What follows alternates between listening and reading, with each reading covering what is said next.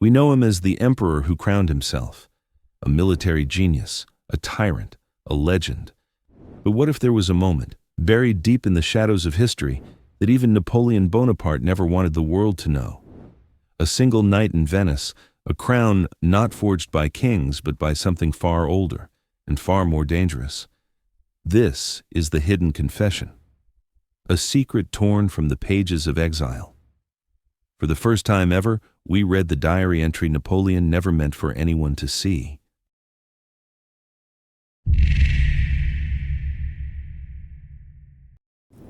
They will never believe me. Not the British jailers who patrol outside my window, nor the historians who shall one day carve my name into marble with as much accuracy as a blind sculptor in the dark. And certainly not the men of France who sang my name in the streets and later spat it into the mud when I fell. But what happened in Venice, what I did, what I saw, is the true beginning and end of my reign. They called me a child of the revolution, but the truth is I was already a child of destiny. Only, I never asked where that destiny came from.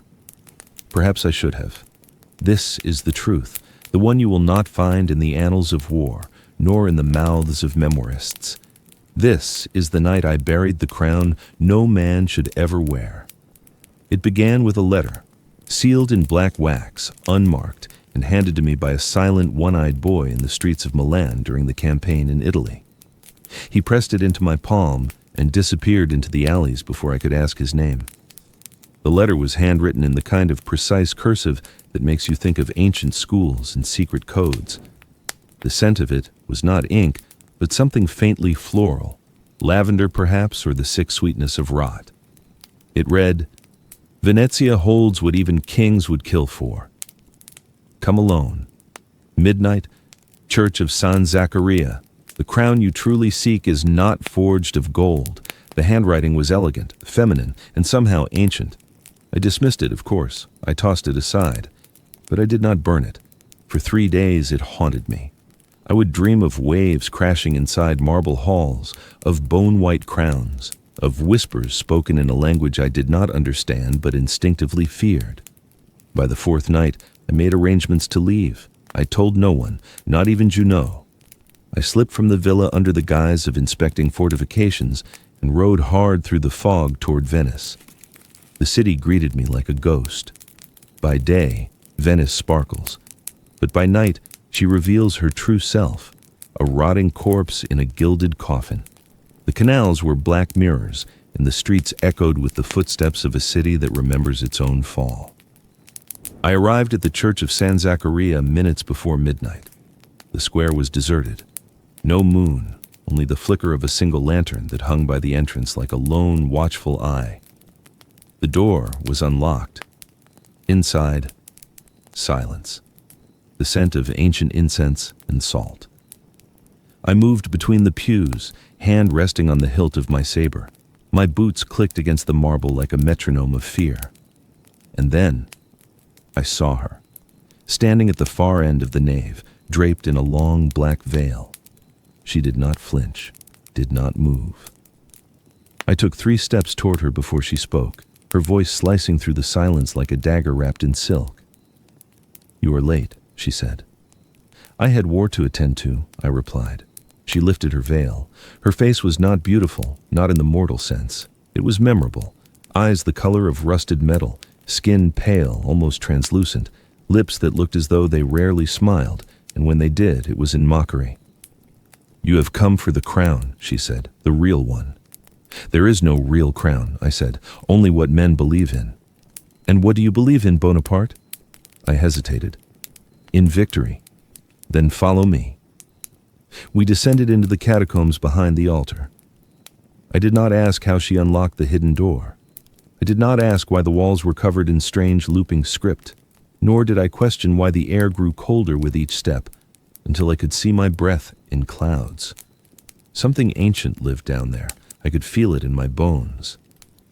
She stopped before a sarcophagus marked with no name. With bare hands, she pried open the stone lid.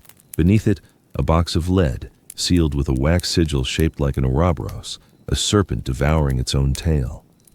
She looked at me. "I can open it," she said, "but you must take it." I opened the box. Inside lay a crown, but not like any crown I had ever seen.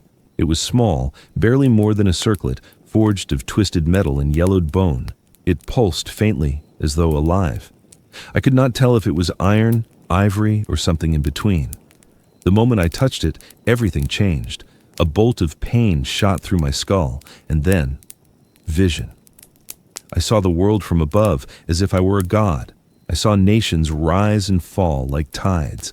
I saw Austerlitz long before I would ever fight it. I saw Moscow burning. I saw the ice of Russia swallow men whole. I saw Waterloo and the eagle of France fall into the mud. And I saw her, the veiled woman, sitting on a throne of skulls. The crown slipped from my hands. The vision broke. Blood ran from my nose. My knees buckled. She was gone. I staggered back to the surface, the crown wrapped in the cloth of my shirt. I told no one. That night, I did not sleep, nor the next. Whenever I closed my eyes, I saw possibility. Terrible, glorious possibility. I began to wonder, had my path already been written? Was I merely following the script that vision gave me? It is easy to dismiss superstition in the comfort of victory. But those who lead armies know there are forces older than gunpowder, older than God. And I had touched one. A week later, I returned to Venice, alone. I waited until nightfall, entered the church once more, and descended to the catacombs. I brought a trowel and a flask of oil. I did not hesitate this time. I buried the crown beneath 6 feet of stone and earth, poured the oil upon it, and tried to set it alight. It would not burn, so I buried it deeper. I broke the tiles above it. I sealed the tomb with my own hands. Before I left, I carved a message into the wall in Corsican. "Here lies what should not be found. Let ambition sleep." And then I became emperor. Austerlitz unfolded exactly as the vision had shown me. I won, but the victory felt borrowed, hollow. Years passed, victories mounted. Then came Russia. I remembered the burning city, the starving soldiers, the frost-bitten hands. I remembered it all because I had seen it already. I walked into the nightmare knowing it was coming, and I could not change it. That is the curse of prophecy. It is not freedom, it is prison. By the time I stood at Waterloo, soaked in rain and shame, I knew the truth. I had never been master of my fate, only actor in someone else's play. And now I sit on this island, surrounded by nothing but damp stone and salted wind. They call it exile. I call it penance. There's a small desk by my window, a chair, and this journal, bound in leather worn soft by my hand. I write not to be remembered, but to be understood. You will not find the crown in any museum. You will not read of it in any archive, but it is there, still, under the church, waiting for another fool to seek glory. Let me tell you a final truth. I do not regret loving France. I do not regret war. War was the only language I spoke fluently, but I do regret touching that crown. Not because of what it showed me, but because it robbed me of uncertainty. And there is no hell greater than living life without surprise. That night in Venice, I thought I had been given a gift. I see now it was a sentence. So if ever you find yourself in Venice, and if you are arrogant enough to chase power into the catacombs of the forgotten dead, remember this. Some crowns are not forged, they are fed, and they will devour you just as they devoured me. Burn this page, forget this tale, let ambition sleep.